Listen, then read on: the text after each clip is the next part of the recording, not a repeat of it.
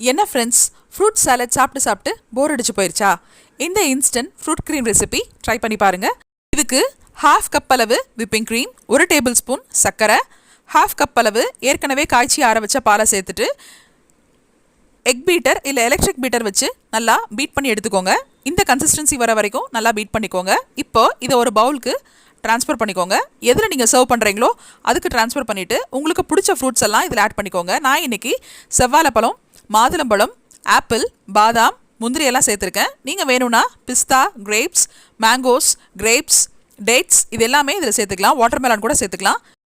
இதை நீங்கள் ஃப்ரிட்ஜில் வச்சும் சாப்பிட்லாம். குழந்தைங்கள்லேருந்து பெரியவங்க வரைக்கும் எல்லாருக்குமே இந்த ரெசிபி ரொம்ப பிடிக்கும். கண்டிப்பாக நீங்களும் உங்கள் வீட்டில் ட்ரை பண்ணி பாருங்கள். இதில் சேர்த்துருக்க விப்பிங் பவுடர் எல்லா டிபார்ட்மெண்டல் ஸ்டோர்லேயும் கிடைக்கும்.